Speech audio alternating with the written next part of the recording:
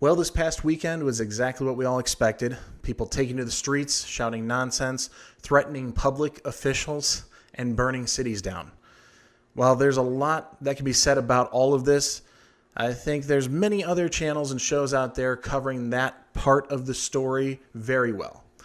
So I've decided to take a different take on the situation, but let's take just a brief look at a small sample of what was going on over the past few days.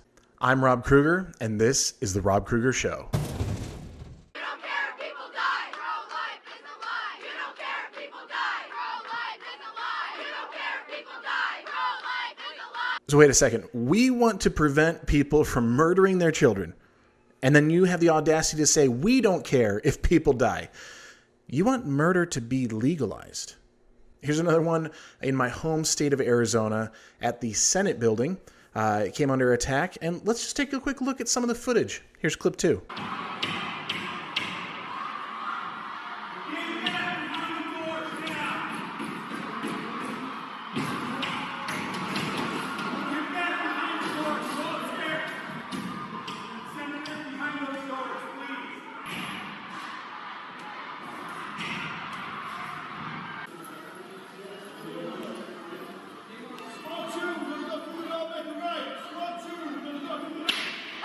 Oh my gosh, did you see that? Trying to kick in the doors?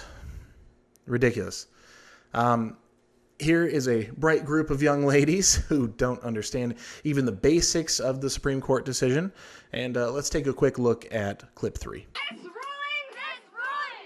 illegitimate. Illegitimate. This ruling illegitimate. Illegitimate. Forced motherhood. Illegitimate. Forced motherhood. Illegitimate. We are here to call on all those decent people who are sitting at home that are scared, that are frightened, that are angry, and we are here to call them to get out here in the streets with us to say and demand that this government the federal government has to make abortion legal now. Why? Why does this need to be a federal issue?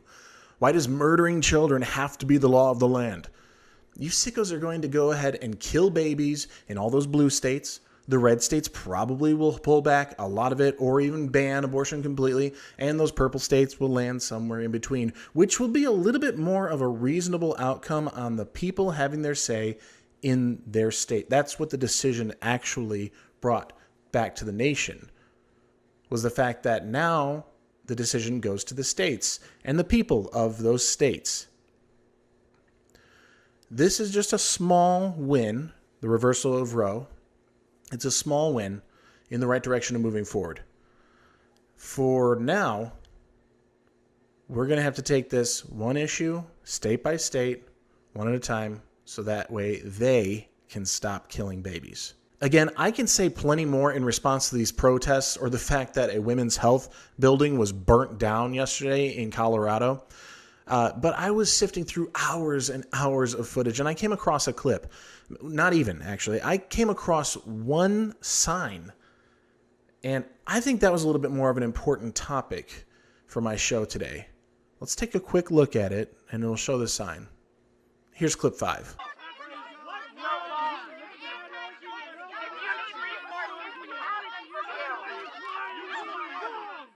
What happens if a woman has an ectopic pregnancy? She will help you die. Ectopic pregnancy procedure is not an abortion.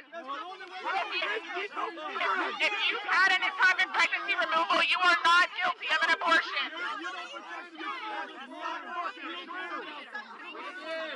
I'm telling you right now that we do. Why aren't you believing us? They abort ectopic pregnancy. But she couldn't afford to have that kid. That would not a reason to kill someone.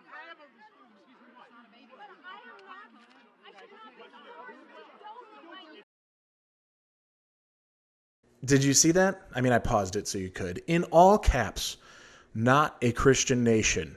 Never has been. Never will. What? Not a Christian nation. This was the thing that sparked my interest. I have my notes here because I started scouring for the facts that I knew were out there, but I wanted to be a little more accurate about the dates. because I know it exists.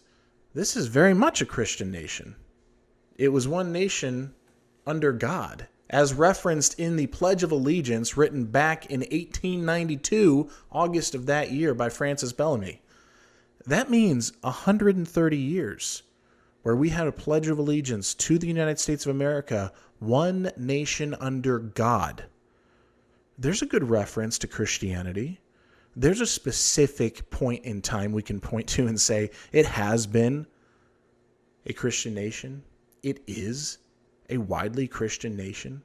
Let's take this back a little bit further. Maybe 130 years isn't good enough for them with their really informative sign.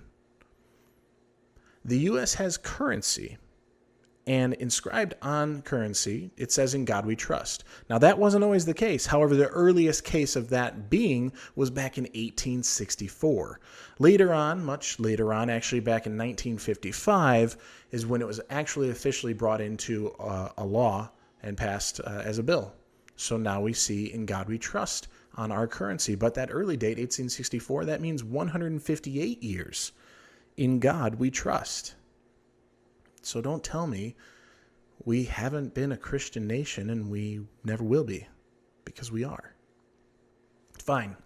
I'll play the game. 158 years is not long enough. Let's go further. Let's just bring it back a little bit. God or the divine is mentioned at least once in every single one of the 50 states' constitutions. Just so you little libs know, there is a constitution for the United States of America. There is a constitution for every individual state as well. I know at one point they even thought it was necessary to teach this in schools, but I'm pretty sure they don't anymore. Or at least they don't teach it well enough for you to remember a darn thing. So when you think about it, there's a constitution for the U.S., there's a constitution for the state of which you live, and in every single one of those 50 states, God is mentioned. God or the divine. And actually, let's bring this a little bit back here. So nearly 200 times overall between the 50 states, and this is according to a Pew Research Center analysis. Massachusetts alone has God or the divine mentioned 12 times. A dozen times in one constitution. Don't tell me you don't have God. 23 states, almost half, mention God or the divine at least 4 times. So there's a plurality, a multitude of how many times God is invoked in constitutions on a state level. Almost half of them do it 4 or more times. Crazy. The earliest state constitution was established back in 1788.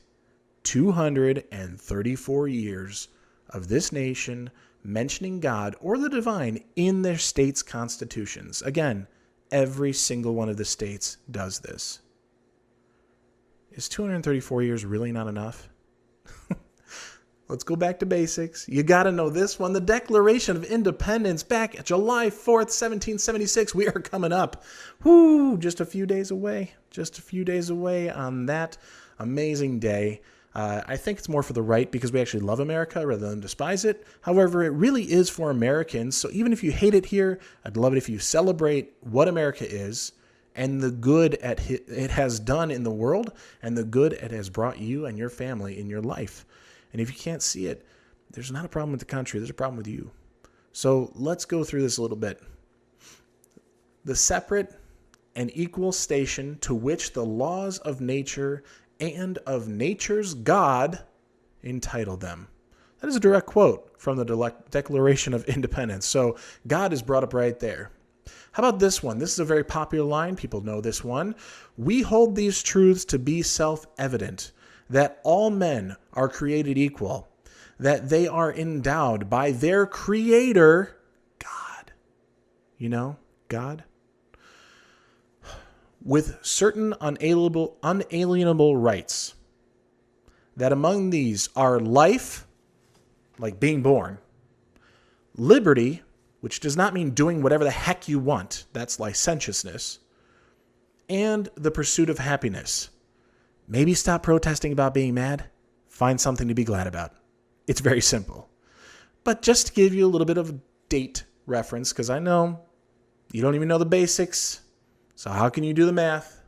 I did it for you. Of course, it's not that hard. 246 years and found in one of the earliest founding documents in the United States of America, and you have the audacity to hold up a sign that says, "Not a Christian nation, never has been and never will be," well, I'm here to tell you, you are wrong. God is with us. And the fact that Roe has been overturned is proof enough. But I see it every day. I see it in my family, in my children, in my community. I see it all the time. And if you just take a second to look around, you will find God too. It's really not that hard. It's called faith. You got to believe. And I think this was an interesting and important topic to bring up amidst all these protests.